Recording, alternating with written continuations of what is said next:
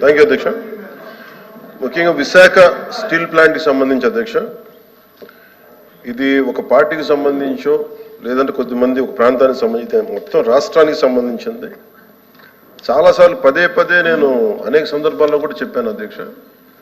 ఇది చాలా భావోద్వేగంతో చాలా త్యాగాల మధ్య నడుమున వచ్చిన స్టీల్ ప్లాంట్ అధ్యక్ష. ఇది గతంలో కూడా గత వైసీపీ పాలనలో కూడా అది ప్రైవేటీకరణ జరగబోతోంది.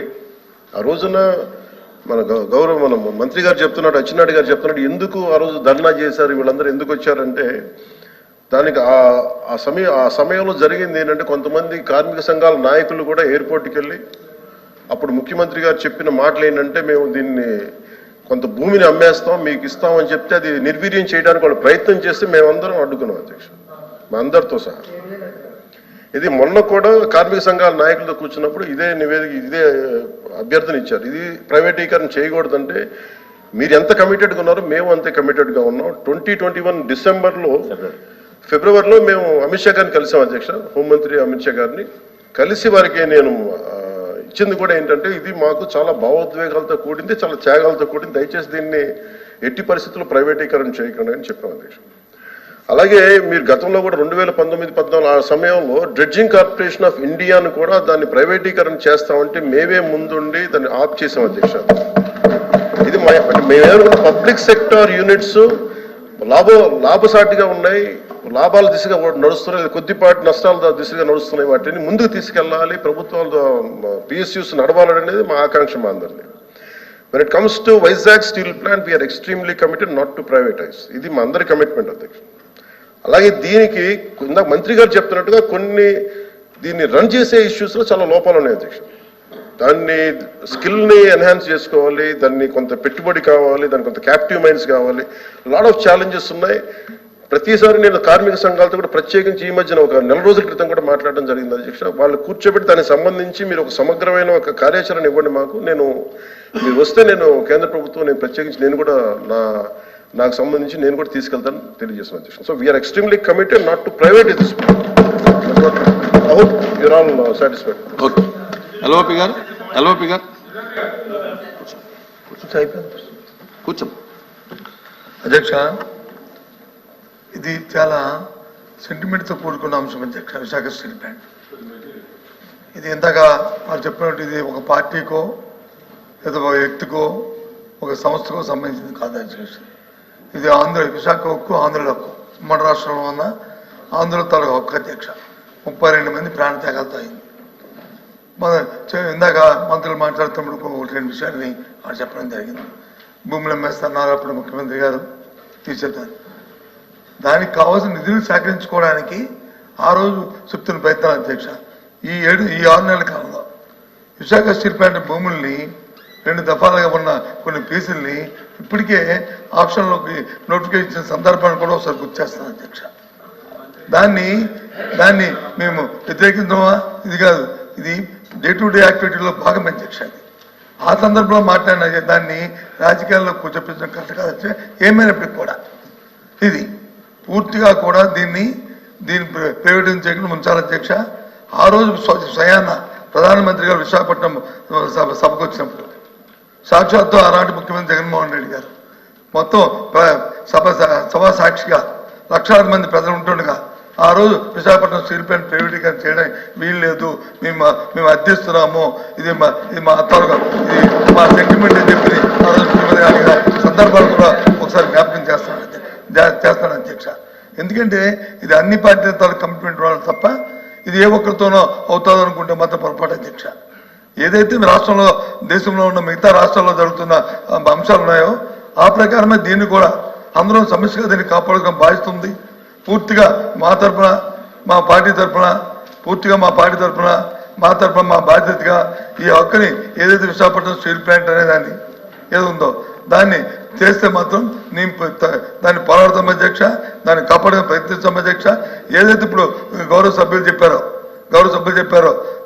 కుటుంబంలో నాయకులు అచ్చెన్నాయుడు గారు కానీ లేదా పవన్ కళ్యాణ్ గారు చెప్పారు, ఆ మాట మీద కట్టుబడి ఉండి దీన్ని ప్రైవేటీకరణ చేయాలనేది మా తాలూకా డిమాండ్ యాక్చువల్గా చేయాలని కోరుతున్నాం అధ్యక్ష. ఇంకా లేదండి, ఇంకా కూర్చోమ్మా. అయిపోయింది. కూర్చో, కూర్చో. కూర్చోండి, అయిపోయింది. కూర్చో. Question number 13634 minister for revenue sir sir reply చెప్తారా? సార్ ప్రతిపక్ష నాయకులు బొత్స గారు అడిగిన దానికి సార్, ఆ రోజున కూడా మేము అడిగింది ఏంటంటే ఆల్ పార్టీ డెలిగేషన్ తీసుకెళ్ళండి అని మేము అభ్యర్థించాం sir. They haven't taken any initiative even then.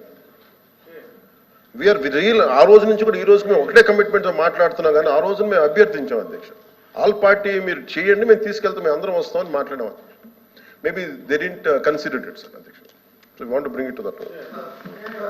సరే, ఇంకా పెంచొద్దు, ఇంకా పెంచొద్దు. ఇంకా చేయకపోతే అది రికార్డ్స్ లో ఉంటుంది అధ్యక్ష. ఆల్ పార్టీ డెలిగేషన్ తీసుకెళ్ళడానికి ఎవరికి అభ్యంతరం లేదు అధ్యక్ష. ఎప్పుడు ఎప్పుడు ఎప్పుడు ఎప్పుడు ఈజ్ టైడ్ అప్. వినండి వినండి వినండి, వినకపోతే చెప్తారుగా, వినకపోతే చెప్తారుగా.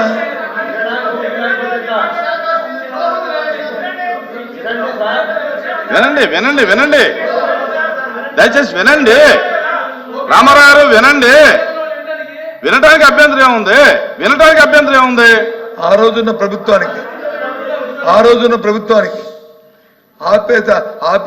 ఆపే శక్తి లేకపోయినప్పుడు ఆల్ పార్టీ డెలిగేషన్ రావాలని మాకు ఆ శక్తి ఉంది. అది ఉంది కాబట్టి ఆ రోజు ఆపేస్తాం. ఎందుకు ఆపేస్తాం?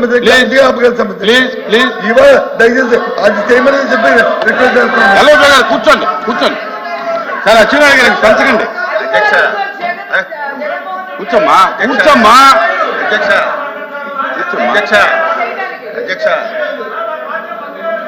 ఆ రోజు కనుక నిజంగా మనసు త్రికరణ శుద్ధిగా వారు కనుక ఆపండి ఉంటే అసలు ఈ రోజు ఈ ప్రశ్న ఉత్పన్నం అయ్యింది.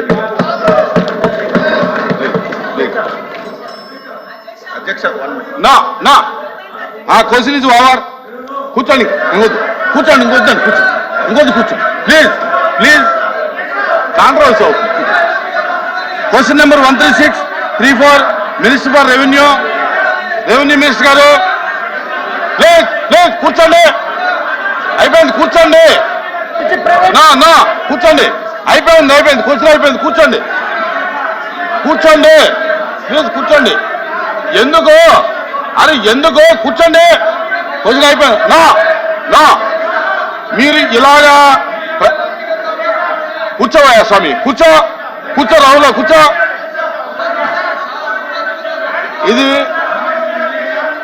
ఇది బ్యాడ్ ప్రాక్టీస్. ఇది బ్యాడ్ ప్రాక్టీస్. నా ఇలాగ మీరు బెదిరిస్తే మైక్ ఇస్తాననుకోవటం అది అసంభవం. మీరు ఈ రకమైన ప్రాక్టీస్ మానేయండి.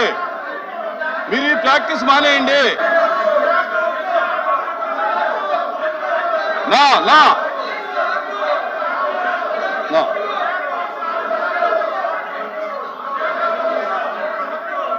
ఎవరు లేదు నా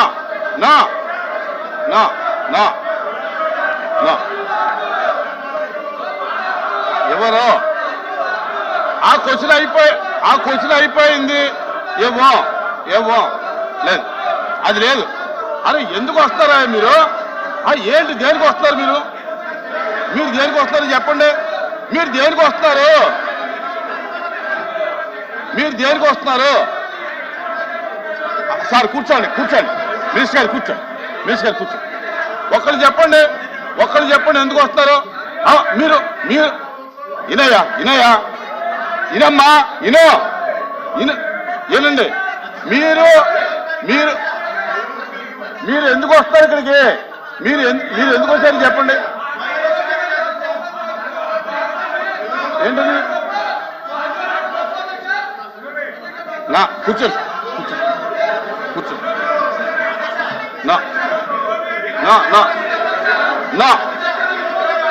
ఇలా వస్తే ఇవ్వను. ఇలా వస్తే ఇవ్వను.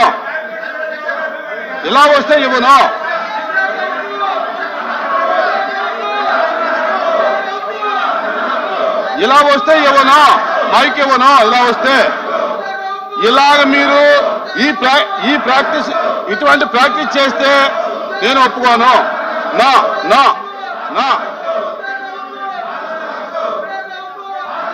కూర్చోండి, దయచేసి కూర్చోండి, ప్లీజ్ కూర్చోండి.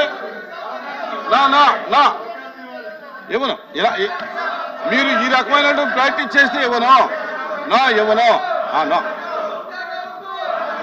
The house is exine for 5 minutes.